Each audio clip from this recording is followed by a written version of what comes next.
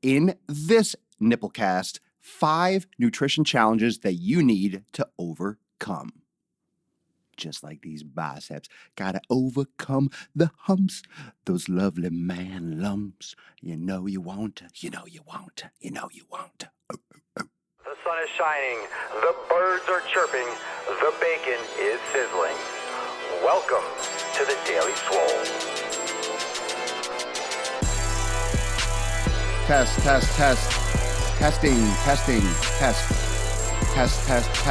Testicles. Welcome, everyone, to episode 648, the ocho of the Daily Mother. A Swole, the most muscular Swolecast, Beardcast, Broadcast, Gaincast, Mancast, Slutcast, Sleazecast, and Bicepcast. And Coffee Cast in the realm, because when I flex, you flex, we all flex our biceps. Flex them if you got them, everyone. Remember, when you watch the Daily Swole, you have to flex. When I flex, everyone must flex. Today is a Slooze Day. Happy Slooze Day, everyone. Welcome to Tuesday. Coffee, I know. I think the official sponsor of the Daily Swole is coffee. I wonder how many episodes of the Daily Swole would have been done if coffee did not exist. If coffee didn't exist, I'd probably take pre-workout or something for every episode. But if coffee didn't exist, I think we'd be on episode like 4, maybe. Episode 4 of the Daily Swole without coffee. But now, thanks be to Joe, we are on episode 648. I love that, right? Episode 5. Yeah, I don't know. Maybe it might not even have started. Let's put it that way.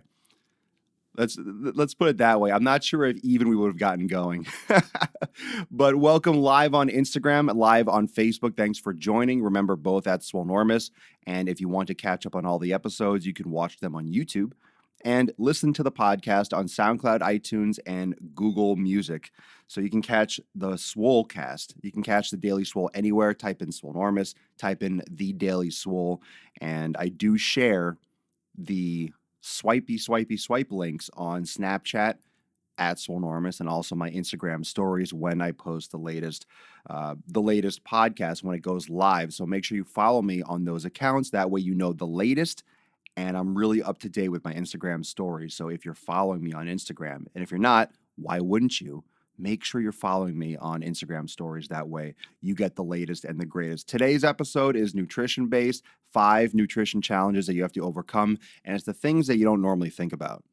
It's the things you don't normally think about when it comes to nutrition. Why nutrition plans and why attacking your nutrition doesn't work, why you'll hit that wall, why you will fail and you won't realize it. Just the subtleties that no one talks about. We get way too wrapped up with fucking macros and if I'm eating enough fat or saturated fat's good, and we talk about these things and vegans and X, Y, and Z, all these other questions about nutrition, which aren't invalid. It's just not necessarily what's keeping us from being successful. So isolating those things that are the main causes or the main reasons for falling off, and that could be the main determinant for being consistent with our nutrition, that is more important. So we have to talk about that. Let's say hi to the family. Make sure you're asking questions. Make sure you're posting. Float some biceps. There you go. Float some biceps in the comments. Make sure you like and share. Tag someone, but float some biceps in the comments. Faux show. Let's see. Last night we had a great accountability meeting in Swolenormous X right here in the premium Facebook group. So that was a great little recap, a great meeting. We had some great Q&A session in there. So those of you that are members of Swolenormous X that are here today, that were in the accountability meeting. And the latest major update to those of you that are Swolenormous X members, the X Radio, the Swolenormous X Radio launched, which is going to be all the audio. So you're going to have the exclusive audio from the interviews that we're doing and also the accountability meetings. So you can catch that all in podcast form. Those of you that are in Swolenormous X, you can just click on in their main menu the X Radio, and you'll see the links. It's kind of like a blog style format, but you'll see the audio links where you can catch up if you weren't able to make it live. That way it makes it easier, more easily accessible to get that exclusive audio-ish for the community. So that's super cool. And those of you that might hear me talking about Swolenormous X a lot, check it out, swolenormousx.com. That's the sponsor of these nipples. That's why my nipples are so sensitive. It's because of Swolenormous X. So just wanted to get that off my tits. So what I put in my coffee, someone just asked what I put in my coffee. I have grass-fed butter, MCT oil, and delicious coffee. I put coffee in my coffee. Catherine, what's going on? Thank goodness for coffee. Lena, Biceps, Christine, hello, Christine, Eric, Alex, Anna. We got the whole crew here on Facebook. So let's get into this topic with nutrition. Someone just said, please talk about weight loss strategies. I will, but not because you wanted me to. Not because you said so. This monkey don't dance. This Papa Swole monkey don't dance. Fucking psychopath. What up, Papa Swole? What's up, Lewis? So I'll get to some questions at the end. I'll try to get to as many questions as I can. Just keep them on topic. If you want your question to be answered, try to keep them on topic. A couple other things that I'm doing. So just before we start, because I want to make sure that I get this out there, that on Instagram stories, I'm going to be tagging a lot of you. I'm going to be doing a lot more tagging. So if you're dropping awesome comments, make sure that you're dropping comments on Instagram. I'm going to be taking some screenshots and stuff from Facebook, but obviously the name on Facebook doesn't correlate to Instagram, so I can't tag you like in the story and link and give you a little screen name. But if you're dropping awesome comments below my posts in my feed, or you sending me awesome messages on Instagram, I'll take some screenshots and I'll shout you out. So if you have any kind of feedback, testimonial, some experience since, let's say, losing weight or building muscle, or how this Swolenormous community has changed you, or you just want to leave some awesome knowledge nukes and some awesome comments below when I post my pictures in my feed, do so, because I'm going to be doing a lot of shout outs and stuff for members of the community on Instagram. So a lot more of that. So make sure you're hooking up and hooking into Papa Swole there on the gram. So that being said, let's get into number one. So these are just 5. They're not limited to 5, but 5 things I want to bring up that is very important when it comes to nutrition, when it comes to approaching your nutrition. And really, more importantly than approaching your nutrition, what it takes to be successful with your nutrition. And this is the king. This is the kingpin. This is the fulcrum. That diet is a practice. Diet is a practice. There is this assumption that, okay, I'm going to start exercising. I'm going to start this program. Boom. I'm going to eat healthy. We're going to start today. You're not going to have all the information. You're not going to know exactly what to do. You're not going to be perfect just because you want to be perfect. Just because you've decided, I'm going to stop being a fucking fat ass. I'm going to eat healthy. I'm going to start exercising. What makes you think that you're going to eat perfectly? What makes you think that whatever foods you choose are going to be right for you? That's why with the Swolenormous X fam, that's why we do the elimination diet. That's why that's the approach, the official approach, I would say, should be for anyone, but the official approach of this community is to eliminate foods, because that's the only way you can really determine what foods are best for you. You can't follow a predetermined path because you're an individual. So the assumption that you're going to have the information, boom, done. You're going to know exactly what to do. You're going to have all the answers. You're going to have your sheet, half a cup of this, 6 ounces of that, 1 bowl of this, all mapped out like, okay, if I do this, I'll be perfect. If I do this, everything's going to work out for me. That's completely incorrect. That's not even close to the reality. That's not. And if you have any experience with this, make sure you're commenting. Like, if you agree, float some biceps. If you agree, float some hearts. If you agree, say that you agree. Support Papa Swole. Let me know what you are going through on your end, because the practice of it gets lost. It gets lost in the shuffle. Everyone thinks they're going to be fucking perfect just because you want to eat healthy. Oh, good for you. Good for you. You're actually going to take, some responsibility for your health. Like, all of a sudden, right? I want to know, fam. I want to know, those that are watching live, I want to know what your experience, have you fallen off a nutrition plan because you thought, how many times have you failed with a diet? How about that? Do you have any experience personally with a specific diet plan that you failed maintaining because that's what it is. You're following a plan, but you don't take into account that you're not going to be perfect. Practice. If you start looking at your life as a practice and looking at your fitness overall, that's why I love yoga so much. That's why I love the concept of yoga and the approach to yoga, that there's no, I kick ass at yoga or I crush yoga today. There's a yoga practice. You practice yoga. You practice yoga. You practice, it's your yoga practice. It's your nutrition practice.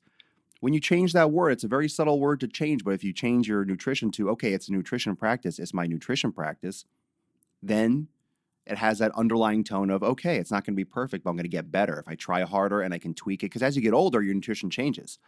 You can eat a lot more junk food and get away with a lot of shit that you can't get away with when you're 40, when you're 15. You're not going to eat food when you're 15 and be like, oh my God, look at my stomach. When you're 40 or 45, you eat a certain food and you're going to feel bloated and achy and tired and exhausted. You're going to feel the impact of a lot of foods differently. So it's a practice. You have to relearn. You have to come together. Okay? So that's number one. That diet is a practice. Nutrition is a practice. You have to learn your body. You have to learn what works best. And if you're not doing elimination diet, if you're not dedicated enough to make that move and to start learning how your body actually works, if you're not willing to do an elimination diet, you have to actually ask yourself why. Why are you not willing to take that extra step to improve your health? Why are you not willing to go that direction and to really figure out what's best for you? And also realize that it's not going to be perfect when you do. Catherine, small steps and knowing everything you consume is your choice. Yes, we're going to get into that actually. That's a great point. Louis Jacob, being healthy is a bitch most of the time, but it's worth it. Is it really a bitch? Why is it? Think about that. That's the mentality of it. That's your mental approach. Why is eating healthy a bitch? And I'm not saying that it's not, quote, a bitch, but why do you think that? Why do you make it something like that? Why would you say that? Why do we think that? Why do we think eating healthy and being healthy is challenging? We make it challenging. We make all these other foods valid options. We make them options for, they're not options, they're not real food. You shouldn't be eating that. So when you go to the supermarket, you should only be seeing the foods like a, what should I say? Like a beam of light coming out of the sky. These foods are the ones you should be eating. The rest of them, they're fake foods. They're fake foods. If you're religious, it's like the apple from the tree. Don't eat it. Don't eat that shit. Stay away from those foods. These foods are poison. They're not real. They're fake. They're make-believe. Someone's trying to trick you. Because it takes more to say no to ourselves and cravings. Yeah, but where do these cravings come from? The cravings come from eating these foods and making the bad decisions. They're only cravings if you pay attention to them. If you give in to them, they're cravings. Otherwise, they're not cravings. You're craving fake food. You're craving, just don't do it. Don't do it. Aaron Starwalt, I'm tired of eating from a box and processed junk, eating more vegetables and cooking from scratch, but having a hard time escaping sugar and carbs. Of course, addictions are hard to break, but that's why you substitute them with healthy foods. You substitute them with quality fats. You're going to be more full. Drink more water. Hydrate. Make sure you're getting your micronutrients in. It all comes down to what you put in your shopping cart. There's always going to be those foods. Those foods are always going to be available. And what's even more interesting about nutrition is that what we talk about in Swolenormous X and what I've done some episodes on before are the foods that you think are healthy that are actually not healthy. A lot of people are getting rid of fast food. You're getting rid of the obvious junk soda, but then you might be consuming beans, which could be causing you inflammation. And you think, oh, I thought beans were healthy. Not necessarily. Maybe it depends on how you prepare them. You might have an allergy to legumes, and a lot of people do. It can be very highly inflammatory. Oh, I thought milk was healthy, but it's organic milk, but it's grass-fed milk. It's still milk. It's not raw milk. It's not from healthy quality. It's hard to say unless you do an elimination diet. So let's do this also. If it's your first time watching the Swole, make sure you say, hey, first time. Make sure you give a little shout out. If it's your first time watching the daily, I want to know if it's your first time. I want to know if you're a Swole virgin. Papa Swolio wants to know. I want to know what turns you on. All right, number 2. Let's get into number 2. The habits of shopping. Number 2 is the habits of shopping. Sip of coffee, everyone. Cheers. Everyone, take a sip together. Oh, better every time. That was a good batch. That was a good batch. Number 2 is habits of shopping. You get used to the routine you take in your supermarket. You get used to looking at the certain boxes. You get used to making the certain purchases. You get used to spending a certain amount. You get used to walking through the aisles rather than around the outside. You get used to going to your supermarket, whereas now, okay, you got to go to a different supermarket to get the foods that you know you need. You get used to those habits. You get used to buying the same things. You get used to going to a cereal aisle. You get used to buying bread. Oh, well, what am I going to eat if I don't have bread? I'm cutting out whole wheat. What am I supposed to hold my food with? I need to eat with my hands. And what am I supposed to hold the food with between if I don't have bread? You eat some fucking sweet potatoes or you have some salad. Like, are you helpless? Are you fucking helpless? Like, what am I going to do if I don't have bread? Fucking eat other things. There's other food in the world besides this fake, processed, artificially colored brown bread. It's completely fake. It's completely fake. It's like the most processed shit you can buy.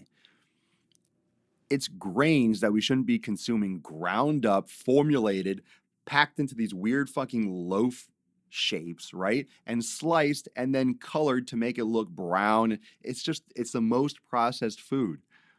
It's so processed. There's nothing natural about it. 100% whole, 100% fucking made by machines is literally what it is. Put the bread down. It's so, it's just the habits of what you're used to buying. And that leads us into, so you have to learn and learning where the foods are. I think we underestimate too much those habits, like I just mentioned, the habits that you have when it comes to your nutrition. I think we underestimate a lot how impactful it is um, to have the same routine, to just be used to purchasing the same foods, to find and know where those foods are. Because when you start looking at labels, when you start eliminating things, when you start going down different aisles, you might have to find. You can ask someone, but you might have to look for the different type of food that you need. Where do I find that? Oh, where is that here? So you're relearning your habits. You're reteaching yourself. You're looking, okay, now this food's over here. I go to this place, this market to get this. I go here to pick up that. You have to learn a new routine, which can seem more challenging. It seems like more work than it really is. So that brings us to number 3, recipes. Too many of you are really wrapped up in recipes. You're worried about how to make foods taste good and how to make it look colorful. I'm trying to cook for this. You're too wrapped up in, I need to have a nice this, a side, it has to look colorful on a plate. Fuck all those things that you're trying to eat all these different colors. Make your plate colorful. I say, take the foods you should be eating and put them in your fucking face hole. However they get in there, just get them in there. It doesn't have to be romantic. It doesn't have to look like it's from fucking one of those cooking shows. Stop putting so much time into the preparation and just fucking get it cooked so you can eat it and get on with your life. We're spending too much time eating and making it a fucking ceremony. Making it a fucking ceremony that has to be set up on a table and this, and just fucking eat the fucking food. Just fucking eat it. Grass-fed beef, well, I get bored eating potatoes every day. Well, then fucking be fat then. Then don't eat potatoes every day. Go eat some inflammatory shit that you know is bad for you. Or boil it or bake it. Just fucking go on Google. That's why the elimination diet is great. Once you find the foods that are best for you, you go on what's known as Google. It's on your phone. You type in recipe for sweet potatoes, kale, butter, and onions. And you will get 1,000, 1,500, 15 million responses. Search and it'll tell you exactly how to do it. I mean, you can Google all that stuff. So the recipes are easy. You don't want my recipes because my recipes are put in pan, cook. It's not raw anymore. Eat. Go get huge. That's like my recipe, is get the food in the hole. Okay? I'm not fancy with it. It's a combination of function and laziness and I'm just used to it. Get off the whole recipe thing. But that's part of it. If it doesn't mean you can't eat, it doesn't mean it's not going to taste good. It'll taste great, but at the same time, it's not for entertainment. It's function. And that takes us into the next one, that food is not for taste, it's for function. Food is a tool. Food is a tool. So coming back from the recipes, food is a tool. It's a structure in this world that allows us to produce energy in our bodies and to repair, to live, to survive. Food is for function. Food is a tool. Food is not entertainment. Food is not entertainment.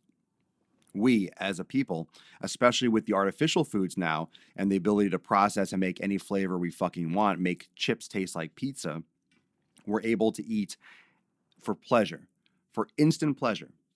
You're able to eat for instant pleasure. You're able to put something in your mouth and get instant satisfaction. It feels good. It tastes good. Wow, I feel really happy. This is exciting. Oh, this is so good. Oh, all the cooking shows, all the things that they put in your face, all the advertising. It's just to give you instant gratification. It's also going to give you cancer. It's going to make you sick. It's going to give you diabetes. It's literally shit. It's garbage, chemically designed, orchestrated garbage that triggers certain receptors in your brain that makes you think, ooh, happy, fun, and then you crash and you feel sick and all the other shit that it does. Okay, that's obviously a very layman's way of explaining it. But yes, it gets you entertainmentally addicted. It gets you physically and addicted to the instant gratification of it. I lost a beard hair. Oh, I lost a beard hair.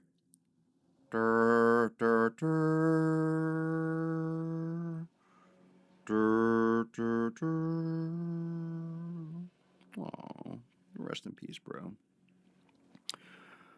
Where was I? Food is a tool. Food is a tool. It's not entertainment.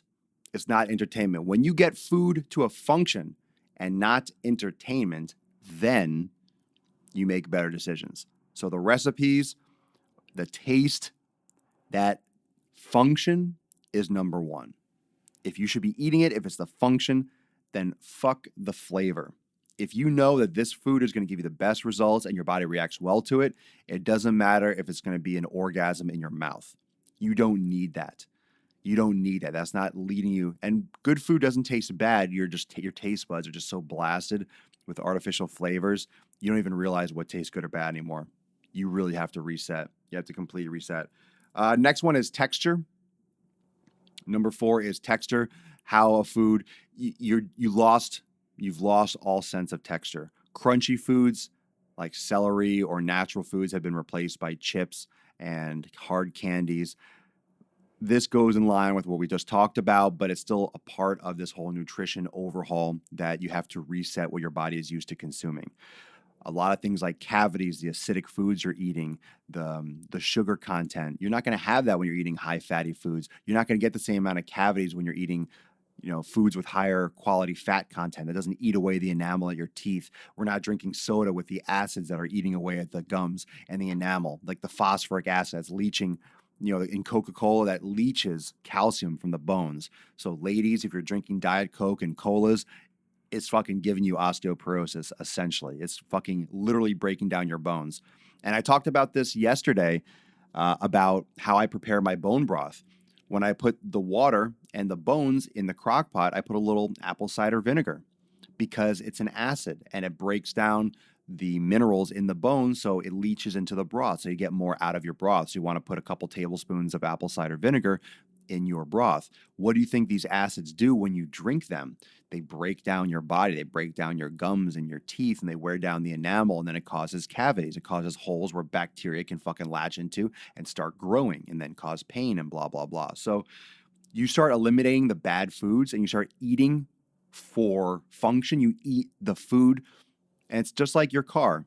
It's just like your car. Your car takes gasoline. You don't open the gas tank and say, well, I don't really have time. I don't want to go to the gas station. Let me just put this milk in the car. You've never done that once. I want you to think about that. You've never opened up your gas tank and said, you know what? I'm running low on fuel. I don't have time or the money to go to the gas station. Let me just put this 2 liter bottle of Coke in the gas tank. You would never do that because it would destroy your car. Yet you're chugging this shit every fucking day by the liter, by the gallon. You're just eating and sucking down all this chemical fucking trash. But you would never in a million years put that in your gas tank. Why would I? No, no, don't put that in there, bro. Don't put it in the gas tank. It doesn't go there. It's going to break. You're going to fuck my car up, bro. And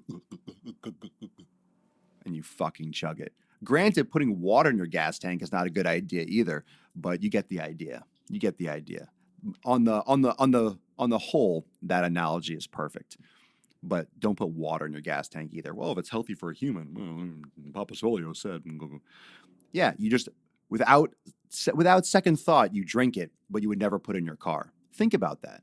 The shit that you don't put in your car, you put in the octane, not just gasoline, you put in 87 if it takes 87. You'll put in 93. If it only takes 93, you ain't putting in 87. What are you, a fucking psychopath? What are you, fucking nuts? Are you insane? Don't put 87 in a 93. Don't put 87 in my sports car, but it's a Porsche, but it's a BMW. You wouldn't do that. You wouldn't do that. You'd put in the right gas. Because why? You worked hard, you spent money, it's a nice car, fine, if that's what you're into. But you would put in the fuel that it needs. But then for your body, you just fucking eat whatever. I don't get it. That's why that video went viral, that you're fat video. So why don't you treat your fucking body like your car? Why do you take such good care of your fucking shitty car that's going to be devalued in 3 years? And you just eat whatever. You just assume that you just take fucking whatever in your body. Let me just pound whatever it is into my face hole, but don't put anything but 87 into my car because it's my fucking car and it's got wheels and stuff. You have your car that you pay for to get you to the job, to get you money to pay for your fucking car. If you don't have a job, you don't have a car. So it's like you're working so you could pay for your car. So you can get to work so you can make more money so you can pay for your car. So you can get to work so you can make more money so you can keep paying for your car. That rat race though, right? That's why it's important to do something that you love. Anyway, let's get on with the last portion, number 5. Number 5. Oh, and before I get to this, make sure that you all, if you're watching for the first time, if it's your first time watching the Gain Train, make sure you say what's up. Make sure you say hi if it's your first time. So you can find all these episodes on SoundCloud, Apple Podcasts, Google, live double broadcast on Instagram and Facebook every day at 12.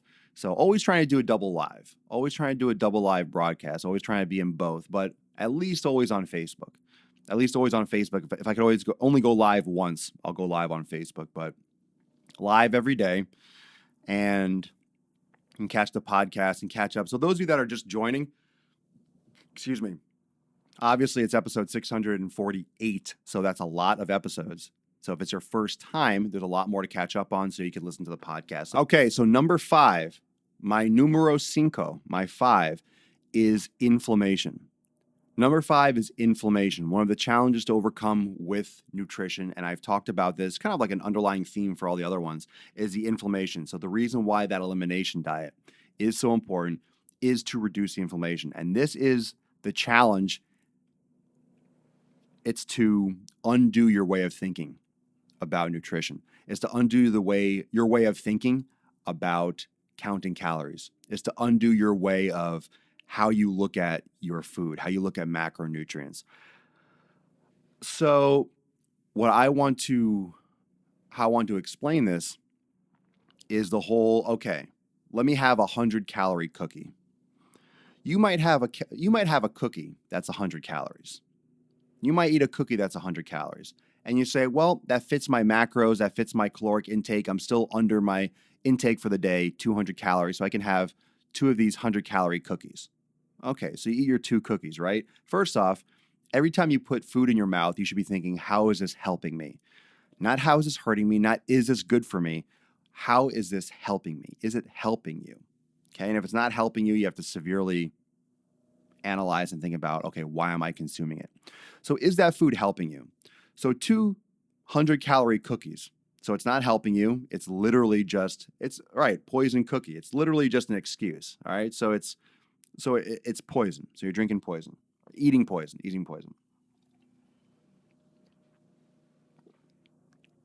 So you made that decision to have two 100-calorie cookies.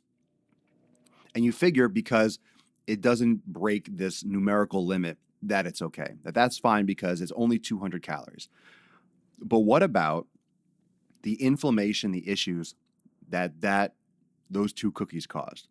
So you have two cookies that could be causing a severe allergic response in your intestines. Could be inflaming your cells, causing leaky gut, and contributing to allergic reactions and intolerance inside the body, stimulating an inflammatory response, elevating stress hormones, causing water retention, bloating, fat storage, and maybe cause things like sleep issues, exhaustion, sugar crashing, any joint pain, any kind of slew of little, maybe even rashes or cold sweats, all these little things that your body will have or feel in effect as a result of eating an inflammatory food or a food that you're intolerant to. Do you think that outweighs the 200 calories? Absolutely, because it can last 2 days. You might feel the allergic response from those cookies on Wednesday if you consume them Monday night. You might feel that on Monday. You might feel bloated Monday morning. You might have issues sleeping Tuesday night, not Monday night. You might have issues sleeping on Tuesday night because of where that is in your system. It might take 48 hours for the food you consume for you to feel or notice that allergic response. So it's not always, oh, you feel shitty on Wednesday. Man, what did I eat this morning? What did I eat yesterday?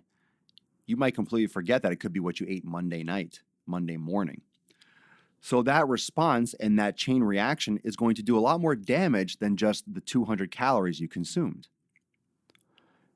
And we only attribute these reactions immediately. Oh, I ate something. How do I feel now?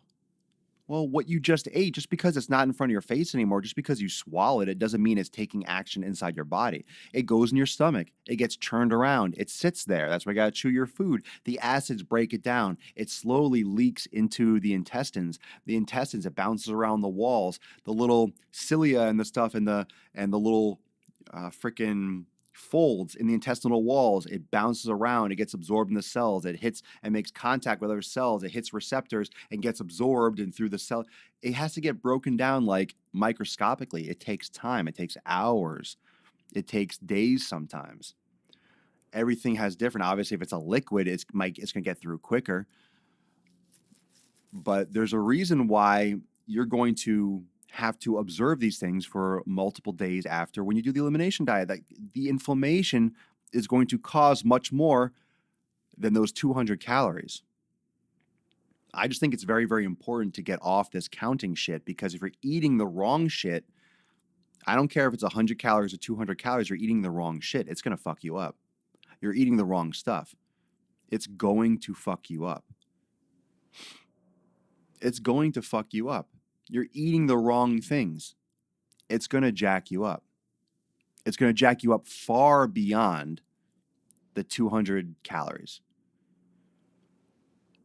That's the problem. Is you think you're eating something, okay, I added it up, I tallied it up on my sheet. This isn't a shopping list. Your body's not a shopping list. Your body's not a calculator. It's much more complex. If you're eating the wrong things, you're going to get fucked up. And you're going to get fucked up far beyond that 100-calorie cookie pack. And that's why people that do these extreme diets and these calorie-restricted diets, but Weight Watchers, this is only 3 points, this is only 2 points.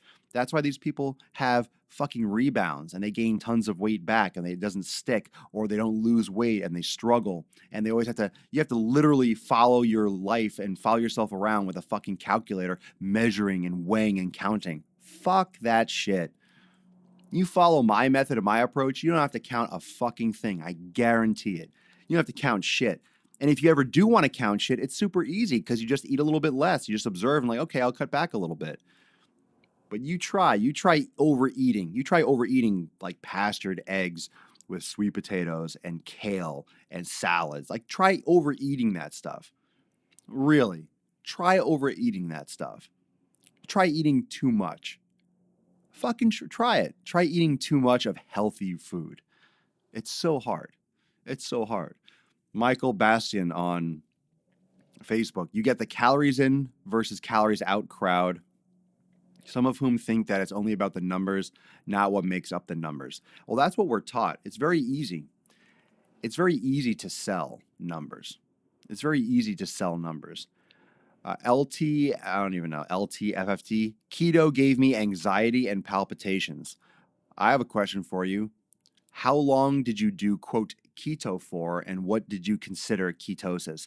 We're probably going to do another episode on ketosis because I need to clarify a lot of things about ketosis. Most people think that ketosis happens like in a day, and most people's diet that I break down, that I get from, they're not even like eating, they're not really in technically ketosis, or they use those urine strips that aren't really that accurate. 11 weeks, it gave you anxiety and palpitations. Honestly, 11 weeks isn't that long. It's 2 months, almost 3 months. I mean, it's not that long. When did it give you anxiety? It might have taken you longer to get into it. You could just still have been addicted and withdrawal from your carbohydrates. Maybe it's just not the complete right way for you. But anxiety and palpitations can be very psychological too. You know, that's the thing with anxiety. That's a psychological thing. It's hard to say that. I mean, you could still have been eating. You could still have been eating inflammatory foods. That's why the elimination diet is important first before you start going into certain eating styles. Because if you're still eating a lot of health foods, you think are healthy, but they're not healthy. So you might have been eating a strict diet or specific things, but if you're still eating foods that are not good for you, then it doesn't matter if you're keto or paleo or vegan, you're still eating shit that your body has trouble digesting or has reaction to. It's not going to matter.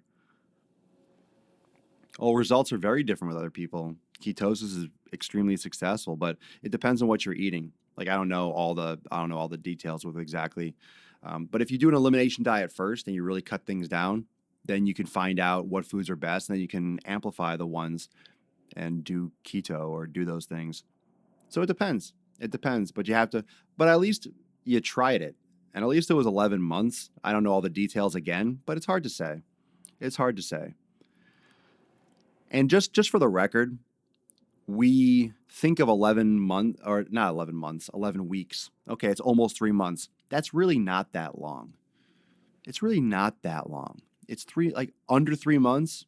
Think of how long life is and how long the body takes. It's called adaptation. You're adapting. You're doing an entirely new eating plan. You're forcing the body to utilize ketones instead of sugar. Like you're really completely overhauling how your body processes nutrients. So in the big scheme of things, 11 weeks, it's not that long. It's not that long. But it's definitely better than just like, oh, I did keto for a week and I didn't feel any results. But just put that into perspective. We're very impatient, and 11 weeks is definitely a good time frame, but it's really not that long. It's really not that long. Tristan Cody tried explaining to a friend that it takes a few days to digest, and he's probably feeling the crap he ate the other day rather than the good food he ate today. Was met with the response, I think I know my body a little better than you. Okay. Well, if he doesn't know that fact, obviously, then he doesn't know nutrition or how the body works. So he doesn't know, you know, I mean, you wouldn't know his body more than him, but he doesn't even know his own body. So that's not saying much. He knows his body a little bit more than you. Well, considering he doesn't know shit about his body, it's not really saying much for him. Another continuation, LTFTT, or F, I can't even read it. I lost 60 pounds in 5 months. Body hadn't adjusted to new weight, much less ready for drastic change like keto. So it wasn't ready? Like you thought it was too fast for you? I don't know. I'm going to leave that conversation. But yeah, not everything's for everyone. Abigail, 11 weeks is not enough time to assess the success of following real, quote unquote, real keto. Yeah.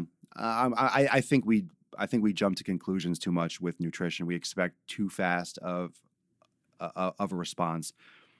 If you're doing, let's say, low carb, I don't know. You can see progress in 11 weeks. It depends on what progress. It depends on what you're measuring. For something like ketosis, I don't think 11 weeks is sufficient. It's just such a drastic change. Think about it. If you're 30 or 40, your body has gone its entire life. It's never known anything but depending on sugar and riding that insulin roller coaster. And all of a sudden, you're going to be like, nope, we're going to do fats now. First off, your body resists it for weeks. And it's like, no, I don't want that. I want pizza. I want pizza. I want pizza. I want pizza. And you're like, no, you want this. You want this. You're like, no, I want pizza. I want pizza. So your body's going to fight it. Your body's going to fight it. And then even once you get into it, it's still going to be, there's a lot of signals and chemicals and imbalances. Sugar does fucking intense stuff to the brain. Your brain actually remaps and rewires when you're consuming so much sugar. Jen Atkins, first timer. Rick Gonzalez, first timer. Welcome. Welcome to the daily. Eric Dean, I've seen people claim a keto diet and eat nothing but trash foods. Well, if you're not eating the right fats, I talk to a lot of people that do keto, but they're really doing high protein, and high protein is not keto. So that's what I mean about the misconception of what ketosis really is. Because then there's all these then you get all these fucking keto products, keto bomb or keto coffee. They're just taking bulletproof coffee and calling it keto coffee, or this keto bar. And now you have all these supplements that are keto, and everyone says keto like it's fucking CrossFit. Yeah, I'm doing HIIT. I'm doing HIIT. That's the thing. You want to be really trendy, then fucking be a CrossFitter that does HIIT training and does a keto diet. I do HIIT training. I do HIIT and keto. I just finished my HIIT training. Now I'm going to go do my keto. I'm going to go eat my keto food, my keto meal. Yeah, bro. I'm so keto. I'm so keto, though. Yeah. Keto like a boss, bro. I was keto once. But that's none of my business. I wonder if that's worse than a CrossFitting vegan. I wonder if that's that's more annoying than a CrossFitting vegan. If you're a CrossFitter that does HIIT training and keto, just keto. It's an easy thing to say. It's an easy thing to say. That's why that's the new thing, keto. They don't even say ketosis. When anyone says I do keto, I immediately think, the first thing I think, honestly, when you say I do keto, I think this person's not doing ketosis at all. Right? That's almost the first sign when someone's not doing it right. When they say I do keto or I did keto, I just think the fad or whatever fad diet or whatever fad surface thing that their friend did keto, so they're doing keto. If you go into ketosis, when someone says ketosis, I did ketosis, then it gives me a little bit more, okay, maybe this person actually did it. Of course, I have to still get information. You can say the word keto and do ketosis, but usually when people use the phrase keto, it's like, they probably didn't do it right. This is my first impression, is that this was not ketosis. That's just from my experience, because I get the feedback and I get so many questions and messages, DMs and emails and everything about food. I see the word keto so much, it almost pisses me off.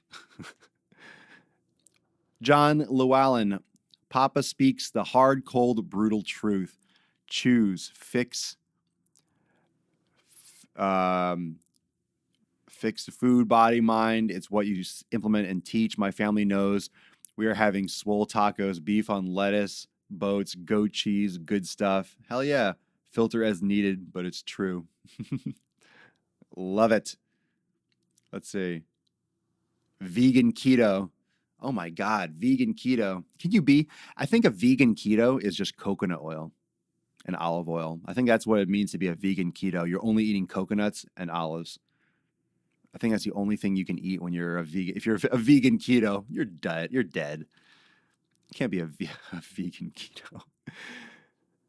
Vegan keto does HIIT training. Ken Becker, I know people that loved keto because they were allowed, quote unquote, to have a whole stick of butter covered in Splenda. Ooh. Well, Splenda causes an insulin response, so they weren't in keto. They weren't in ketosis anyway. Most people don't. We got to have shows about that. I'm just thinking of things we want to go over about artificial sweeteners. Those things fuck you up. Artificial sweeteners fuck you up. Those cause insulin responses. Abigail, you don't need all the quote keto products to follow a keto lifestyle. That's a waste of time and money. Agreed. Wholeheartedly agreed. I keto, bro. Yeah, that's a great shirt. You keto. Kendo keto. Chop your foods with a sword. Ooh, kendo keto. Hey, chopping butter. Hey, Miyagi say butter 2 tablespoons. Hey, Splenda is a no. Splenda's gross. Doesn't Splenda cause like cancer in rats? Of course, we're not rats. Stevia is life. I don't know about stevia. I think stevia is generally accepted as good, but I think any kind of sweetener still is going to tell the brain that sugar, sugar.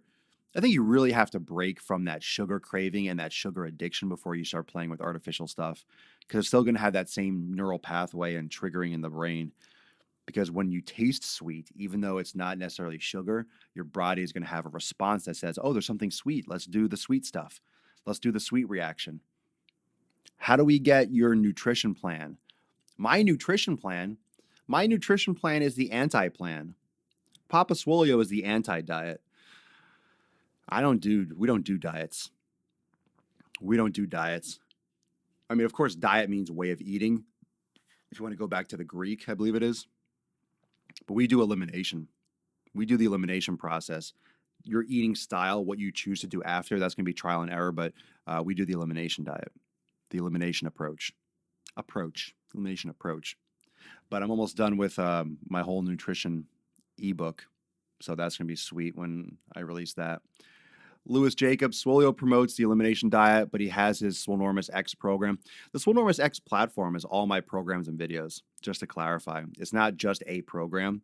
It has my 90-day dash program. It's just constant classes and yoga classes, constant workshops, constant instructional videos, accountability meetings. It's here on Facebook as well. So it's everything. It's the entire approach to fitness. So it's pretty much everything you need to attack your fitness. That's what makes Swolenormous X and this community so successful is because there's no fad approach. It's tactical approach to your individualized capacity and where you want to go with your fitness. You want to get huge? Fine. You can get huge with this style of programming. You want to lose weight? Great. You can lose a lot of weight because you approach your fitness from your personal vantage point, from your personal place, from your gut biome, from your situation. And then your training can be adjusted, the volume, the resistance, all that could be adjusted. And it's very hard to make an entire all-encompassing program, but that's what I've done, essentially. You can do it for bodybuilding, you could do it for weight loss, you could do it as a beginner. It's completely scalable. It's really awesome. It's really fucking awesome. Ken Becker, airline pilots are supposedly prohibited from consuming artificial sweeteners, aspartame before flights due to subtle impairment of vision, among other things. No shit. Ken Becker, if you have send that my way if you have any like articles on that. That's interesting. I don't know anything about the impairment of vision. Abigail, that's what's great about Swolenormous X. It's not a plan. It's totally a platform from which you can take off from. It's different than anything you've ever seen. Thank you, dear. I appreciate that. Yeah, I don't like the whole. I think program saying the word program with this community and especially with Swolenormous X puts into a box. It puts into that idea of whatever you might think a program is.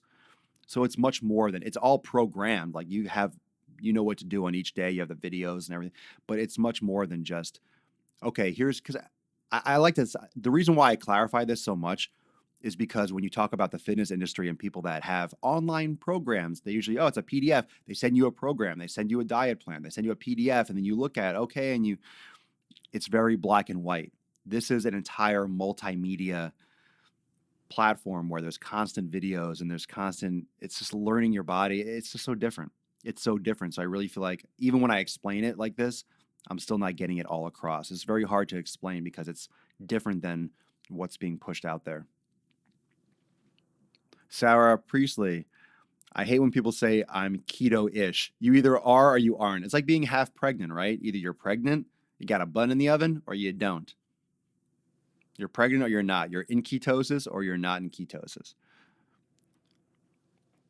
Just eat tons of bacon. Crypto.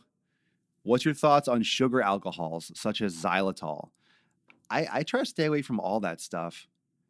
I believe sugar alcohols cause or have impact on blood sugar as well. I think it's just less than what normal sugar is. So it's less than a certain amount. So the FDA or whatever the legal aspects are, they can say, what you need to know or be aware of. I don't have all the facts. Yeah, sugar alcohols definitely have calories.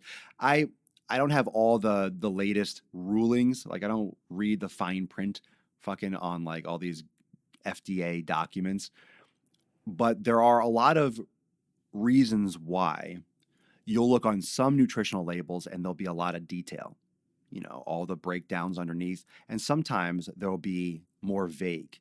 And it depends on what you're claiming on your packaging. It depends on, I think, maybe what the food source is for. Certain if you say certain things, you have to list other things. There's certain rules and regulations. That's why some labels might be more in depth than others, and some might be more vague, especially with supplements. Sometimes you don't have to. Sometimes you can just put proprietary blend, and sometimes you have to break it down. Sometimes you can group things differently. Sometimes if you have less than a gram of a sugar alcohol, let's say, and I'm just making this up, but this is how those rules work. Like, let's say you have less than a gram, you don't have to list it, right? It's that kind of like little fine print that they don't tell you about. It's just the law where if there's less than a gram of this, they don't have to put on the label. They could if they want to, but they don't have to list it. There's shit like that. That's what I'm not sure of what the latest thing is, but there are things like that where if it's under a certain amount, you don't have to list something or it's not required. So then some companies might not put it, but it could be in there. Or it might have caloric impact, but it's not going to tell you because legally they don't have to tell you because there's under a certain amount. And just for the record, we all talk about, 4 calories per gram of carb or 4 calories per gram of protein, 9 calories for fat. Those numbers aren't accurate, right? There's more than 4 calories and there's more than 9 calories for fat. Those are approximations. I believe it's what? 4 point, is it 4.1 or 4.7 or 4.4 for carbs and protein? It's like 9 point something. Like they round them. They round those numbers. So that's not even an even number. That's why sometimes when you add them up, if you add up all the calories, it doesn't come out to exactly the right number because those are approximations. It's not exactly 9 and it's not exactly 4 for protein and carbs. It's 4 point blah, blah, blah. It's 9 point blah, blah, blah. So that's why sometimes the number on the caloric total doesn't add up exactly to 9 and 4. Once you get over the sweet shit, you won't go back. Once you break from the sugar and all that stuff, you really don't have those cravings anymore. You really fix a lot of that. Thank you, Michelle. So true about sugar. Good point, Swole. I thank you. How do you know you're in ketosis if you do not track your macros? Well, if you're doing ketosis, you should be tracking your macros because it's important that you're getting the majority from fat. So if you're not tracking your macros and you're trying to do ketosis, then you're not necessarily in ketosis because how could you be?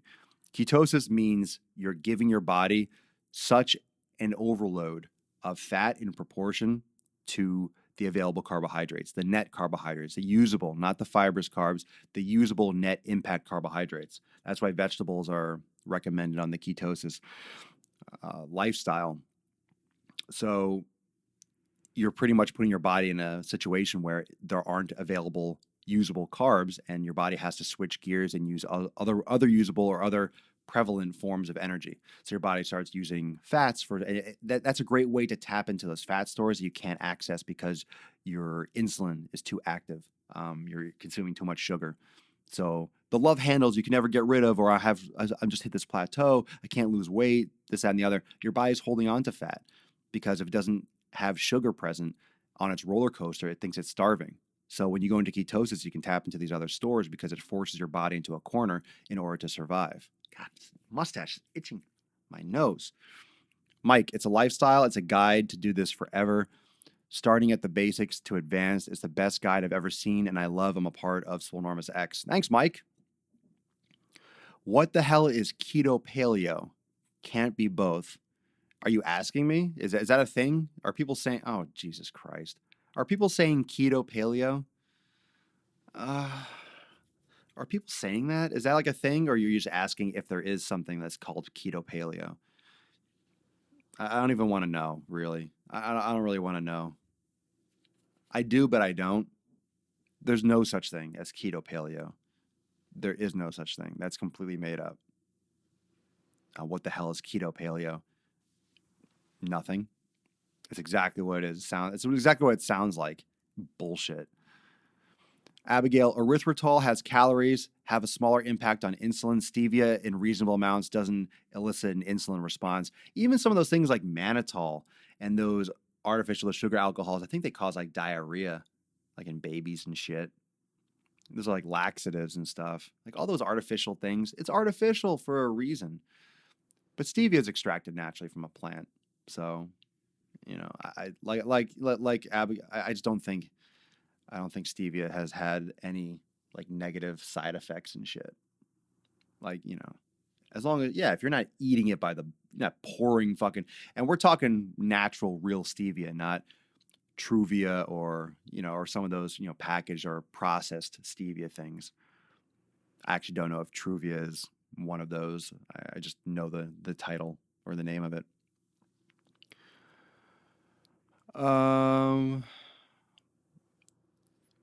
Yeah. Yeah, I wouldn't. I would just stay away from it. Why have it? Why even introduce it if you don't have to? Still looking for that sweet taste in my coffee. I guess I'll just have to get used to it without. Yep.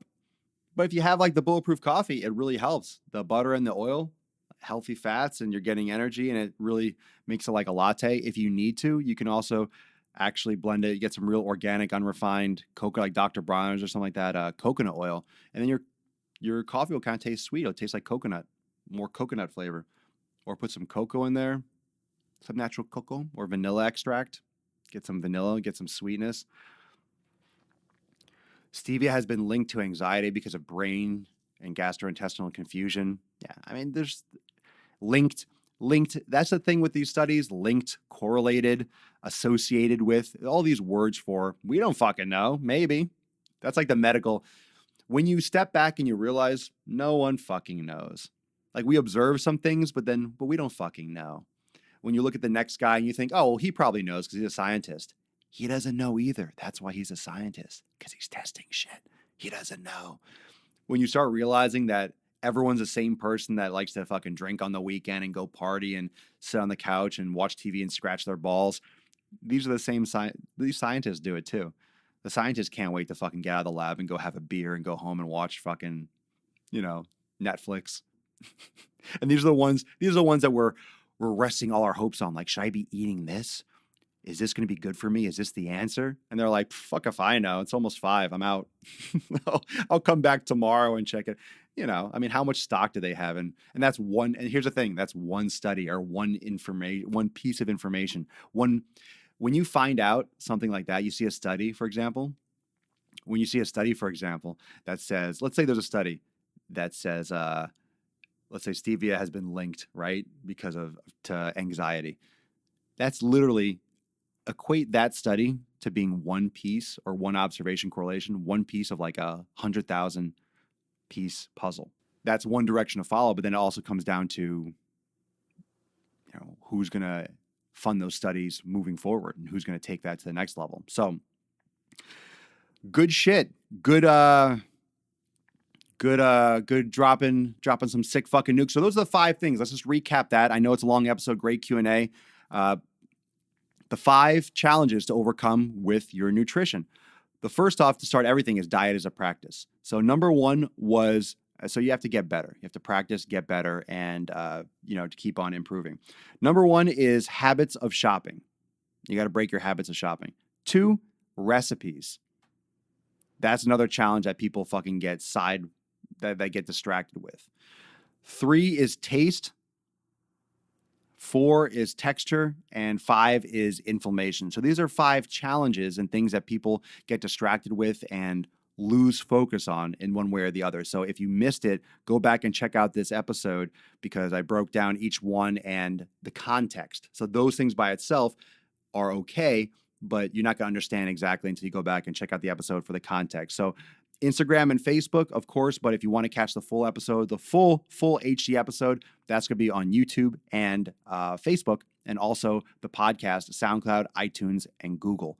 So check it out anywhere you listen to your podcast. Papa Swole is everywhere. The Daily Mother Swole. Daily Swole every day, 12 noon Eastern Time. Thank you so much for joining me for episode 648 of the most muscular Swolecast in the realm, because when I flex, you flex, we all flex our biceps.